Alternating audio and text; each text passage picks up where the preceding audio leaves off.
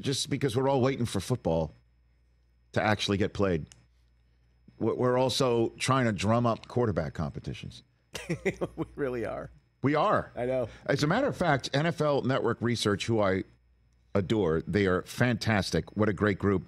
They sent out an email this morning about quarterback competitions, and they identified what could technically be termed as 6 of them. Okay. And I don't think there are one. There's one. There's one. There's Raiders, right? The Raiders, I think, are an actual like who is going to start against the Los Angeles Chargers Week 1 up the road in SoFi. Right. I think Gardner Minshew and Aiden O'Connell is an actual 100% quarterback competition. That I think, though, when you look at guaranteed dollars in salary, I don't believe you bring Gardner Minshew in for. And again, I know it's not 30, 40, 50 million bucks, which is what starting quarterbacks make in the NFL type money, but it still indicates where they're leaning.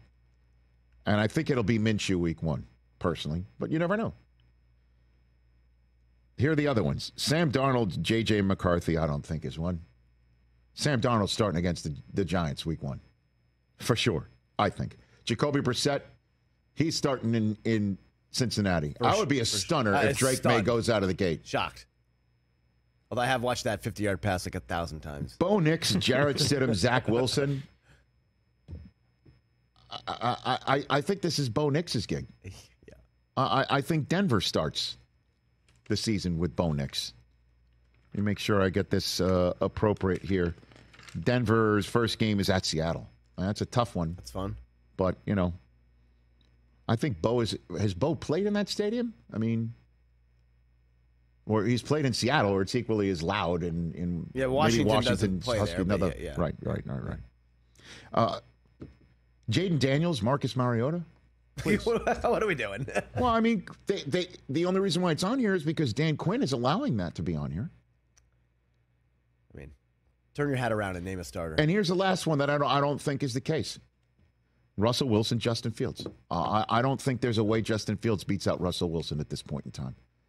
Give a listen to this is Mike Tomlin, the latest example of how he's. Let's put it this way: he is not coming out and saying we're having a competition and ask me about it every single day. That's for sure. This is what Tomlin had to say. Mike, does Russ still have a pole position to be the starter? Nothing has changed. How do you plan on working those reps with him and Justin when it comes? Very carefully. Well, I think I'm actually back myself into a corner, so you guys are going to ask me daily about the rep allocations, and no way. I've been on the job too long for that. So Tomlin's in mid-season form. Actually, mid-season form, I don't think he'd have a smile on his face. He's saying that he's killing him with a little bit of kindness and a tongue planted in cheek. Although the tongue in the cheek is definitely 100% telling you, don't ask me about it. And I don't know how Justin Fields beats out Russ unless there's some sort of an injury over the next week and month or so. Daily rep allocation, is that Fleetwood Mac? Daily rep allocation. Who's that, Mikey? No. That's I think that could be a fantasy team name potentially. Daily? Okay. I kind of. I don't know if that cracks our lineup though. No, I mean we got a lot of daily rep allocation. That's hard. Come on, yeah, that's definitely crazy. Really, poison. This thing has been in the bag for Russ since he showed up. Yeah, I think. Exactly. And I said I needed to see it with Kenny Pickett until Pickett turned into. Well, I mean, because they love Pickett there, man. That's all they've been talking about for 2 years. Yeah. When I've shown up in Pittsburgh, and then Pickett basically said I'm a hostage, and they obliged him, and now he's backing up Jalen Hurts.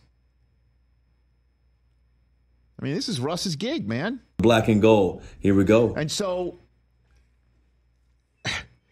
down in Atlanta.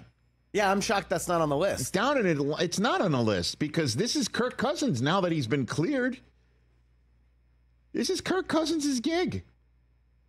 And the fact that it's on the list, it's on people's lists, the Falcons are only to blame for 8th overall choosing the quarterback in Michael Penix. When they already had Taylor Heineke sitting there, it was like kind of the perfect backup quarterback. And Raheem Morris today channeling his inner Tomlin. they go back to the Tampa days. I think back in the days. Here's what Raheem Morris had to say. It's going to be the same. Don't try to give me the serious face to get the same answer that I'm going to give you. You give me the serious face, I'm going to give you the serious face back. Hey, man, we're going to go with the ones with Kurt, and then Michael Penix and Taylor are going to, they're going to split those twos. I'll give you Mike Tomlin voice, too. They're going to split those twos. And it is what it is. The standard is the standard. I love it. Now, did you hear what he said before the standard is the standard? They did coach and camp it together. Yeah, the standard is Tomlin, but it is what it is, as you know. Ooh. Well, you had me there. Catch the Rich Eisen Show every single day on the Roku channel, 12 to 3 Eastern, for free.